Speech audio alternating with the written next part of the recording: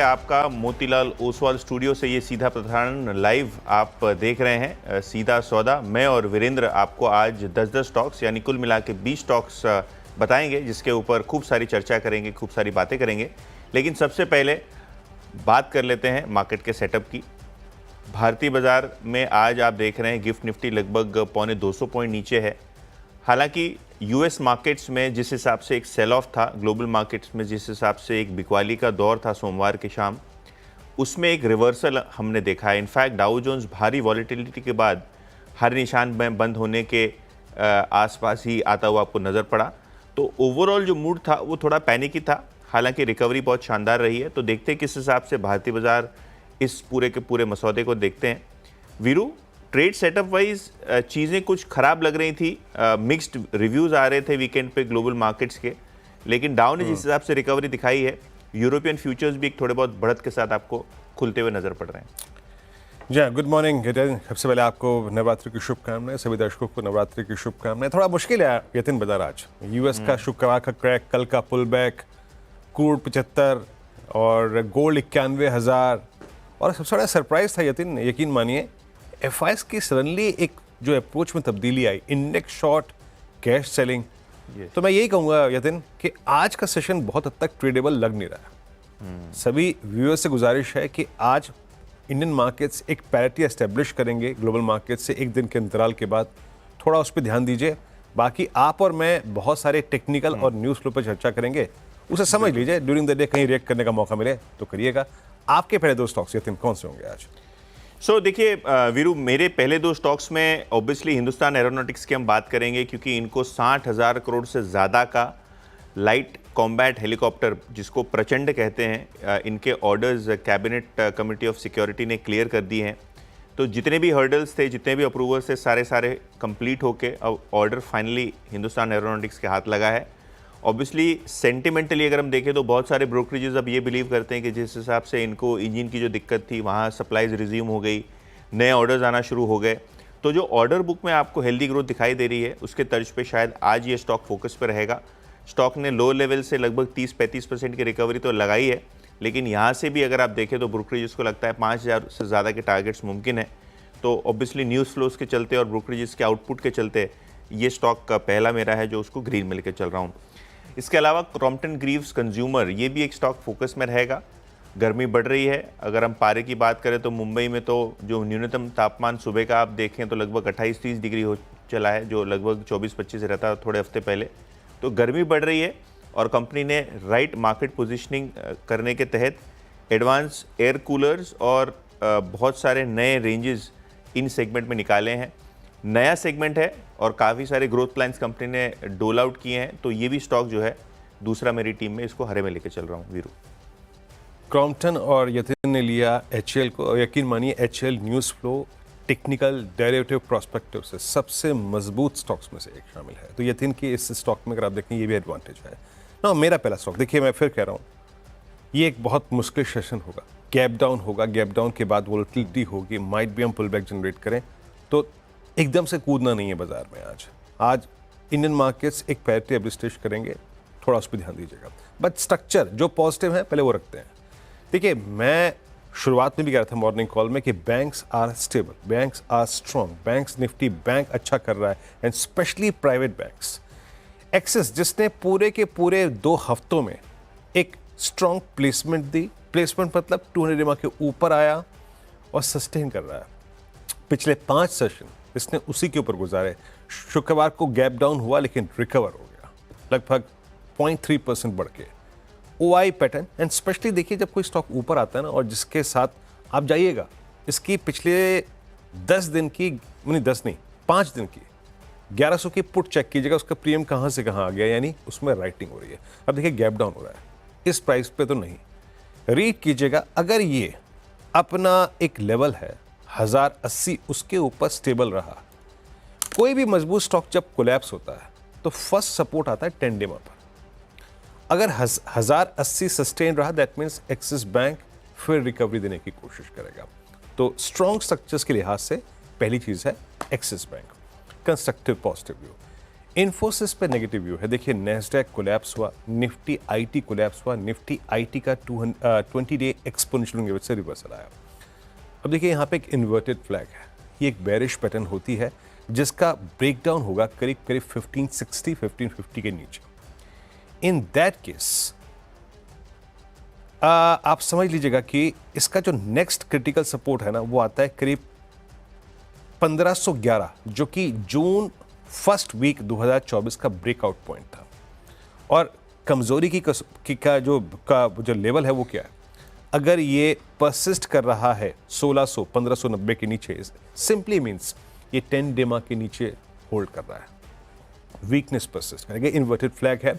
और याद रखिएगा नेस्डैक इस मतलब CY25 के फर्स्ट क्वार्टर में 10% गिरा है। नॉट नेसेसरीली इंडियन इक्विटी भी वैसे ही करें, बट आईटी में पेन है, तो इन्फोसिस की प्लेसमेंट नेगेटिव। यतिन बिल्कुल वीरू, और दो स्टॉक्स दूसरे देख लेते हैं।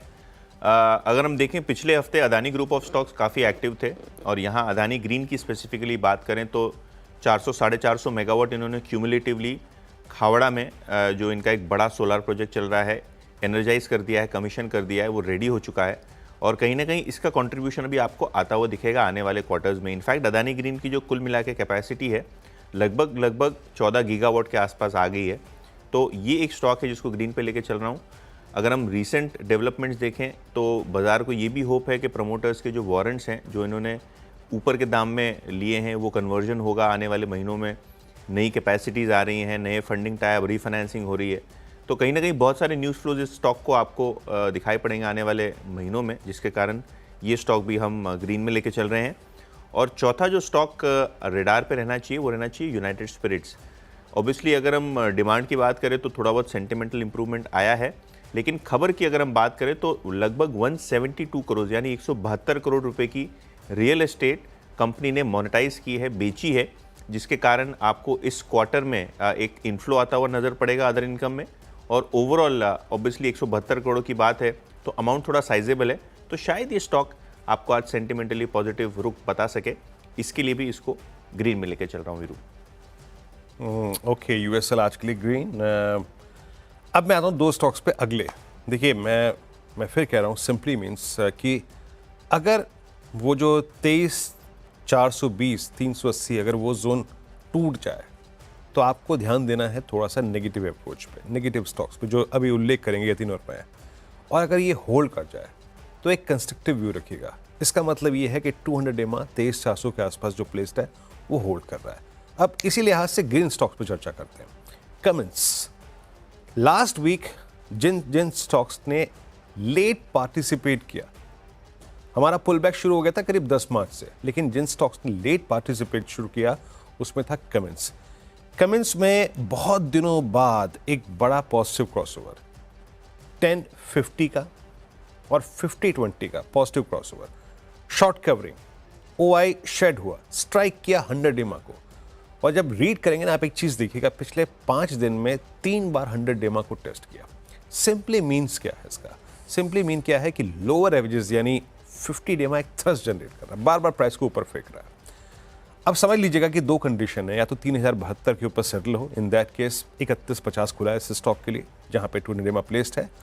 और अगर गैप डाउन होता है तो एटलीस्ट आपको 3000 की ट्रेजेक्ट्री या फिर 2991 अपना 10 डेमा होल्ड करना पड़ेगा। But Cummins looking strong on daily charts, specially अगर आप पिछले पूरे हफ्ते का डेरिवेटिव बिहेवियर देखिए कैपिटल गुड्स का, उस लिहाज से, और इन आइसोलेशन यानी अकेले भी चार्ट्स पे स्ट्रॉन्ग लगता हुआ। और ग्लेनमार्क फार्मा, आज सुबह जब मैं मॉर्निंग कॉल कर रहा था तो प्रकाश सर की भी एक कॉल थी, वहाँ से मुझे थोड़ा सा समर्थन और मिला। हालांकि जब मैंने इसको कल रीड किया, फार्मा में इक्का दुक्का स्टॉक्स जिनमें स्टेबिलिटी है, स्ट्रेंथ है। शॉर्ट कवरिंग शुक्रवार को इसमें बहुत स्ट्रॉन्ग थी, और अब यकीन मानिए ये अपनी अक्टूबर 2024 से चली आ रही स्लोपिंग डाउनवर्ड चैनल को बहुत खूबसूरती से बाइसेक्ट कर रहा है। टेक्निकल्स में ये पैटर्न्स इनको तवज्जो दी जाती है, बेटर रिस्क रिवॉर्ड रेशो रखती हैं, और इसने सारे एवरेजेस के ऊपर एक क्लोज दिया। तो यकीन मानिएगा जो बेस है इसका वो है करीब 1520 के आसपास, और अब जो नेक्स्ट रेजिस्टेंस है वो है 1556, जो कि इसका 7 फरवरी का स्विंग हाई है। उसके बाद दूर दूर तक यानी करीब 1610 तक कोई रेजिस्टेंस नहीं है। तो दो स्टॉक्स और कमेंस और ग्लेनमार्क, इनको मैंने मजबूत ट्रैजेक्टरी में रखा है। यतिन ठीक है, तो ये व्यू आ रहा है ग्लेनमार्क फार्मा पे। दूसरे दो स्टॉक्स काफ़ी इंटरेस्टिंग है वीरू। सबसे पहले एवेन्यू सुपरमार्ट्स यानी डी मार्ट। इन्होंने जो स्टोर एडिशन का प्लान दिया था फुल ईयर का, उसके हिसाब से जो मार्च में इनका स्टोर एडिशन होना चाहिए, वहाँ थोड़ी बहुत प्रोग्रेस आपको होती हुई नज़र पड़ी है। इनफैक्ट कंपनी ने 4 स्टोर्स खोले हैं, जिनके अंदर मालेगांव और चेन्नई के आउटस्कर्ट्स में जो इनके सबर्ब्स हैं, यहाँ भी इन्होंने एक स्टोर खोला है। मध्य प्रदेश के इंटीरियर्स में भी इन्होंने स्टोर्स खोले हैं। तो कुल मिला के 4 नए स्टोर्स, और इसी के साथ डी मार्ट के जो कुल मिला के स्टोर्स का काउंट है वो हो गए 412। ऑब्वियसली जो दिसंबर क्वार्टर था कंपनी के लिए थोड़ा बेटर था। ये देखना होगा कि मार्च क्वार्टर कैसा है, लेकिन कंपनी का जो स्टोर एडिशन प्लान था बीच में धीमा पड़ा था। फिर से एक बार आपको थोड़ी बहुत यहाँ वेग दिख रही है, गति दिख रही है।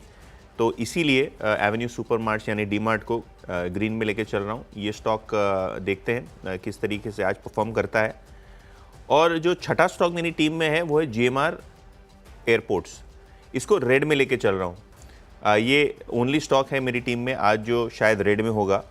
अगर हम दिल्ली एयरपोर्ट की टैरिफ्स की बात करें तो कहीं ना कहीं जो पैसेंजर पे जो एक फ़ी लगती है, एयरपोर्ट की फ़ी, यहाँ जो कंपनी ने अर्जी की थी वो अर्जी ब्रॉडली जो इनके रेगुलेटर हैं ERA, जो एयरपोर्ट्स की पूरी रेगुलेटरी चीज़ देखते हैं, इन्होंने रिजेक्ट कर दिया है। इनफैक्ट जो मार्केट में एंटिसिपेटेड था कि एक बहुत बड़ा इनको पैसेंजर फ़ी में हाइक मिलेगा, इनको थोड़ा बहुत इंटरनेशनल पैसेंजर्स में एक बड़ी हाइक मिलेगी, उस तरीके से कोई बड़ा डिसीजन यहाँ नहीं आता हुआ नज़र पड़ रहा है। शायद बाज़ार इसको लेकर डिसअपॉइंटेड रह सकता है। इनफैक्ट जो यूज़र डेवलपमेंट फ़ी है ये दिल्ली एयरपोर्ट यानी DIAL में जो मांग थी वो खारिज कर दी है। इनफैक्ट जो कंट्रोल पीरियड है यहाँ, अगला जो कंट्रोल पीरियड है यहाँ, जो यूज़र डेवलपमेंट फ़ी है 129 रुपीज़ पर पैसेंजर ही रहेगी। तो डोमेस्टिक पैसेंजर को कोई ज़्यादा दिक्कत नहीं आनी चाहिए दिल्ली एयरपोर्ट में अगर आप ट्रैवल कर रहे हैं। हालांकि अगर हम बात करें इंटरनेशनल पैसेंजर्स की, तो यहाँ कंपनी ने मांगा था 730% का हाइक, लेकिन 140% का ही हाइक दिया है। और इंटरनेशनल एयरपोर्ट्स का जो UDF है प्रस्तावित था लगभग 315 से 610 रुपये के आसपास का, लेकिन यहाँ भी कोई बड़ी वृद्धि आपको देखने को नहीं मिली है। तो ब्रॉडली दिल्ली इंटरनेशनल एयरपोर्ट में जो कंपनी ने मांग की थी और जो एक्चुअली में टैरिफ कंक्लूड हुआ है वो थोड़ा वीकर नोट पे है। तो शायद ये स्टॉक आपको आज प्रेशर में आता हुआ नज़र पड़ सकता है। मार्केट का फेवरेट था, ऐसा भी नहीं है कि बहुत ख़राब है टैरिफ, लेकिन कहीं ना कहीं जो बाज़ार का एक्सपेक्टेशन था शायद आज आपको यहाँ एक डिसअपॉइंटमेंट आती हुई नज़र पड़े खबरों के तर्ज पे। तो GMR एयरपोर्ट्स छठा स्टॉक मेरी टीम में वीरू, इसको रेड में लेके चल रहा हूँ। ओके, यतिन रेड में लेके चल रहे हैं और yes major setback for GMR airports. लेकिन जो यतिन ने बात की ना एवेन्यू सुपरमार्ट की, दरअसल यतिन आपने टीम चुन ली थी, अदरवाइज टेक्निकली मैंने एवेन्यू सुपरमार्ट को चुना था। बीते लगभग आप समझ लीजिए 1 महीने में बहुत अच्छी प्राइस रिकवरी, 200 मार्क के ऊपर क्लोज था। और साथ ही साथ अब ये देखें तो मेरे ख्याल से 28 अक्टूबर के बाद का अब तक का सबसे हाईएस्ट क्लोज। तो एवेन्यू सुपरमार्ट टेक्निकल डेरिवेटिव और साथ ही साथ न्यूज़ फ्लो तीनों ग्राउंड पे बेहद शानदार है। मैंने थोड़ा सा अगर आप देखें यहाँ पे, क्योंकि मैंने कभी कमेंट्री में लिखा ही हुआ था तो मेंशन कर दिया।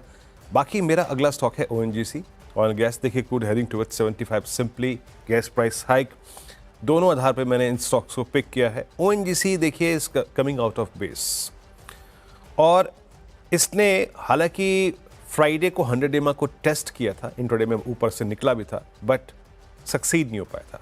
बट अब मेरे ख्याल से अगर ये 248 के ऊपर निकलने लगा तो ये ज़रूर टेस्ट करने जाएगा अपनी 256, और अगर 256 यानी 200 डे एक्सपोनेंशियल एवरेज बाइसेक्ट हो गया तो it will simply head towards 270, जो कि फरवरी का स्विंग हाई भी है। तो ONGC आज पॉजिटिव कंस्ट्रक्टिव साइड पे। और एक स्टॉक अगर आप new age category of stocks को देखें इन डेरिवेटिव्स, नाइका मेरे ख्याल से मैंने अपनी टीम में पहली बार लिया है। इसको थोड़ा रीड कीजिएगा क्या करा है इसने। इसमें एक कंसोलिडेशन चल रहा है नवंबर 2024 से, नवंबर, दिसंबर, जनवरी, फरवरी, मार्च पूरा कंसोलिडेशन हुआ और इसने जो शुक्रवार को क्लोज दिया वो एक स्ट्रॉन्ग क्लोज था। अबाउट ऑल एवरेजेस, बट थोड़ा सा मैं आपको अलर्ट कर रहा हूँ।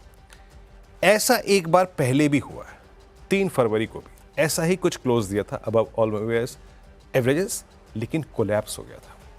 सो फॉर दिस टाइम 182 के ऊपर इसका स्टेबल होना बहुत ज़रूरी है। 182 के ऊपर स्टेबल नहीं हुआ तो ये फिर कोलैप्स हो जाएगा। सेकेंड है, थर्ड नहीं है, थर्ड टाइम होता तो मेरे को कन्फ्यूजन बहुत होता, लेकिन मैं थोड़ा सा यहाँ पे अगर आप देखें एक एडवांटेज लेने की कोशिश कर रहा हूँ कि 181 182 के ऊपर नाइका थोड़ा सा स्ट्रॉन्ग और स्टेबल हो सकता है। याद रखिएगा, यतिन ने कुछ खबरों का मैंने उल्लेख किया। टेक्निकल डेरिवेटिव पर्सपेक्टिव से हमने 6 स्टॉक्स रखे। किसी भी लिहाज से ये न बाय न सेल कॉल है। परामर्श जरूर करिएगा कोई भी ट्रेड करने से पहले या इन्वेस्टमेंट करने से पहले अपने विशेषज्ञ से। यहाँ पे सिर्फ हमने प्रोस्पेक्टिव को शेयर किया है, ये पॉजिटिव है या नेगेटिव है, अदर देन दैट कुछ नहीं। एक ब्रेक के बाद फिर लौटते हैं और यतिन और मैं अपनी टीम के 4 खिलाड़ी और पेश करेंगे। हाजिर होते हैं।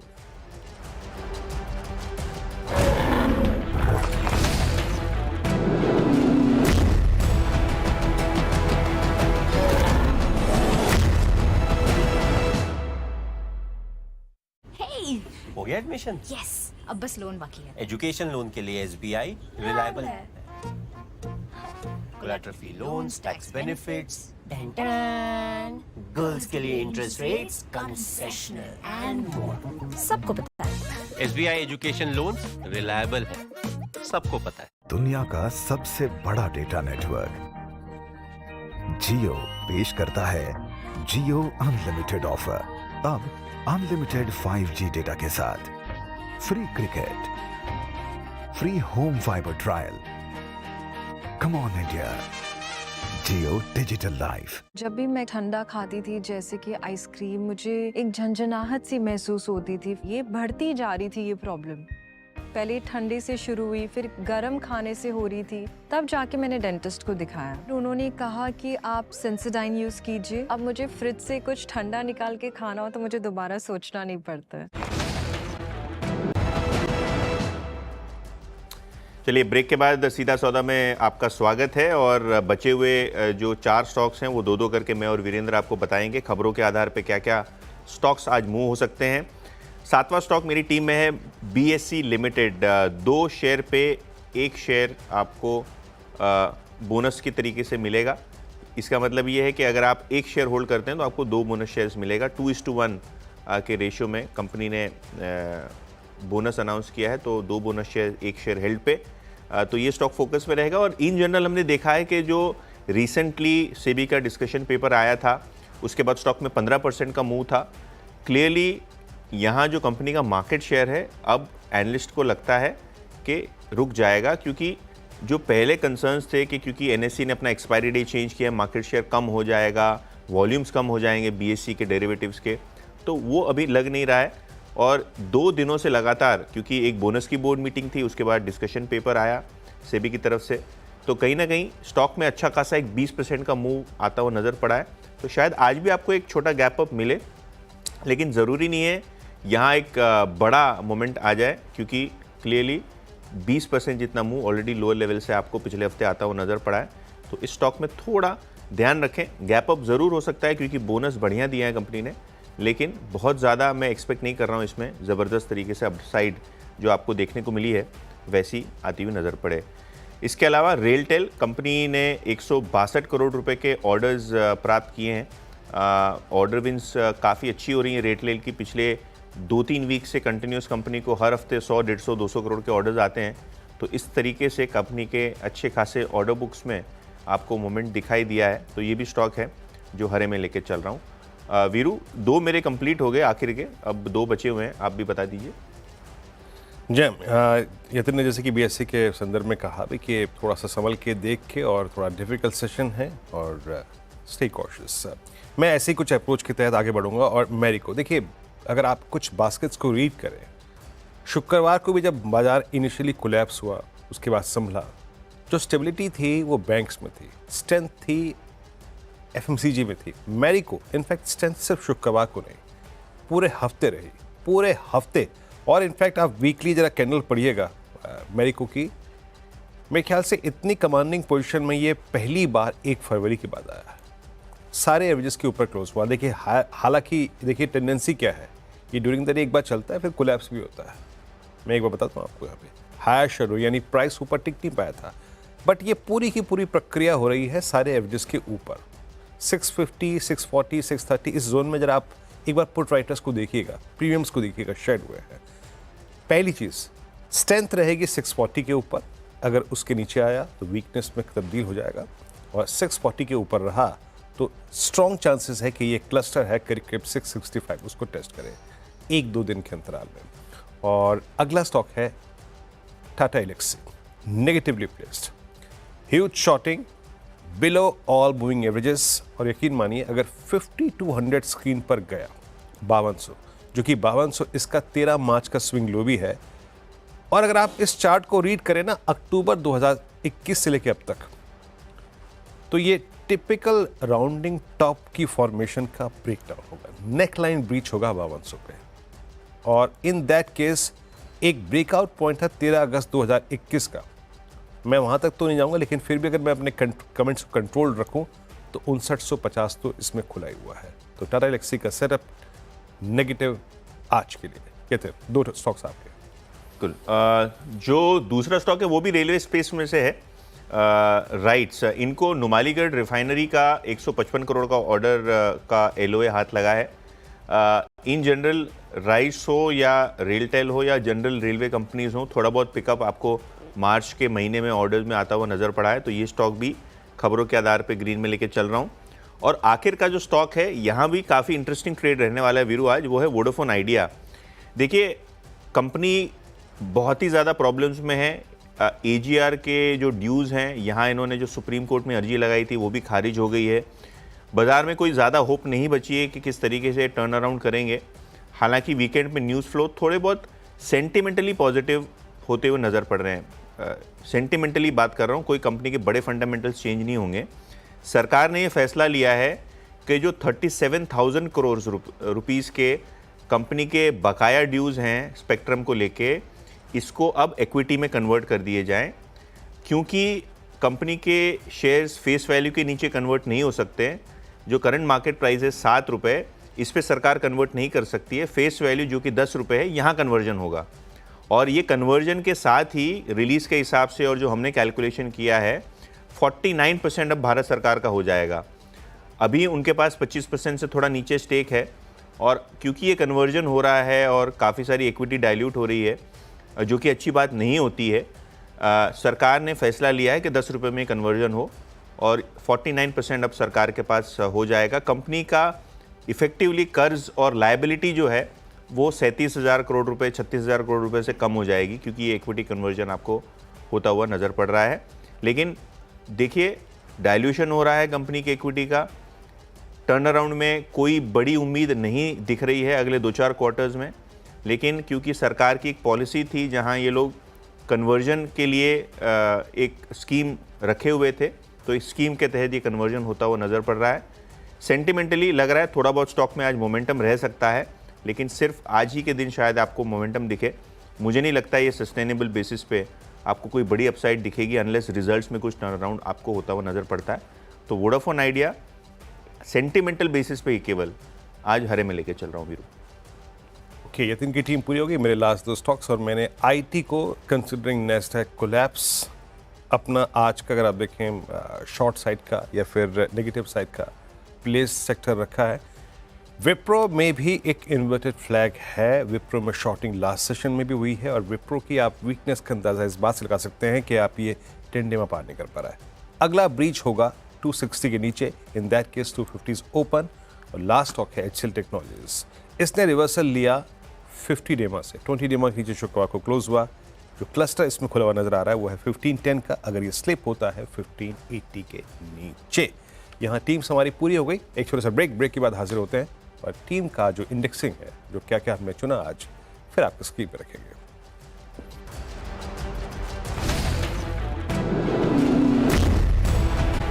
स्वागत है कार्यक्रम में आपका एक बार फिर से, और मैं आज की टीम आपके स्क्रीन पे है। जिस तरीके से आज का सेशन है, स्ट्रेंथ देखिए एक्सिस बैंक में है, बाकी कमिंस कैपिटल गुड्स में, ग्लेनमार्क फार्मा, ओएनजीसी, नाइक और मैरिको। बाकी वीकनेस कंसिडरिंग नेस्डैक और यूएस में जिस प्रकार का कोलैप्स नेस्डैक में हुआ है, निफ्टी आईटी के रिवर्सल को देखते हुए इन्फोसिस, टाटा एलेक्सी, विप्रो और एक्सिस टेक्नोलॉजीज। ये था। चलिए, तो मेरी 10 की टीम पे भी नज़र कर लेते हैं और खबरों के आधार पे बहुत सारे स्टॉक्स हैं। डिफेंस स्टॉक्स में से हिंदुस्तान एरोनॉटिक्स 60,000 करोड़ से ज़्यादा के ऑर्डर्स क्लियर होते हुए और शायद आज स्टॉक में थोड़ा बहुत मोमेंट आपको दिखे। क्रॉम्पटन ग्रीव्स, अदानी ग्रीन और यूनाइटेड स्पिरिट जैसे काउंटर्स, डीमार्ट जैसे काउंटर्स खबरों के आधार पे आपको थोड़े बहुत मोमेंटम में दिख सकते हैं। जीएमआर एयरपोर्ट्स, इनका टैरिफ जो दिल्ली एयरपोर्ट का था उम्मीद से थोड़ा कम बढ़ा है, तो शायद ये स्टॉक आपको सेंटिमेंटली नेगेटिव जोन में दिखाई पड़ सकता है आज। रेलटेल राइट्स नए ऑर्डर्स के चलते फोकस में, बीएसई बोनस इशू के चलते फोकस में और वोडाफोन आइडिया, यहाँ आपको भारत सरकार जो इनकी इक्विटी है वो कन्वर्ट होती हुई नज़र पड़ रही है। कर्ज कम होगा, शायद सेंटिमेंटली आज स्टॉक थोड़े बहुत हरे निशान में आपको आता हुआ नज़र पड़ सकता है।